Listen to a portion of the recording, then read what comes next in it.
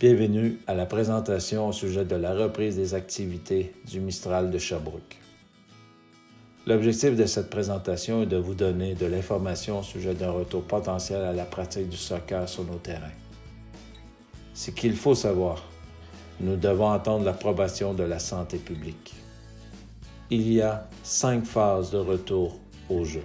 Actuellement, nous sommes concentrés sur la première phase qui consiste à un développement technique et des jeux de compétition sans contact. Il y a un protocole d'accueil qui consiste que les parents déposent leurs enfants à la station d'accueil. Les joueurs-joueuses procèdent à l'enregistrement à la table des présences. Par la suite, les joueurs-joueuses se lavent les mains et à l'entrée du terrain, les joueurs-joueuses se dirigent vers le terrain désigné pour leur entraînement. Pour la catégorie U7 et U8, le carré représente 100 mètres carrés. Il y aura un éducateur pour 7 joueurs ou joueuses, ce qui représente 40 joueurs maximum par terrain de soccer à 11. L'entrée des joueurs se fera à un endroit très précis. Vous avez actuellement un modèle où il y a 6 terrains, mais il faut le tenir compte que ce modèle-là peut être différent selon le terrain utilisé. S'il y a 6 groupes, chaque équipe dépose leur sac à un endroit qui est très précis. Voici l'horaire des U4, U8. Ce qu'il faut savoir, actuellement pour la phase 1, il n'y a pas de U4, U6 prévu. Nous attendons des nouvelles de Soccer Québec pour savoir si les U4, U6 sont intégrés dans la phase 2. Pour la catégorie U9 et plus, c'est-à-dire U9, U10, U16, U18 senior, il y a un éducateur pour 10 joueurs. Chaque joueur sont aussi dans un carré de 100 mètres carrés, ce qui représente un total de 40 joueurs maximum pour un terrain de soccer à 11. Voici un exemple pour le soccer à 9 et à 11.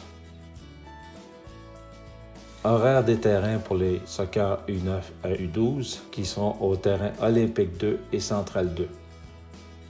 Pour la catégorie U13 et U16 à local, les terrains utilisés seront bureaux et villageois. Pour nos équipes 2A et 3A, les terrains utilisés seront le synthétique de l'Université de Sherbrooke et Olympique 1. Ce qui se fera sur les terrains sera tenu compte du niveau des participants.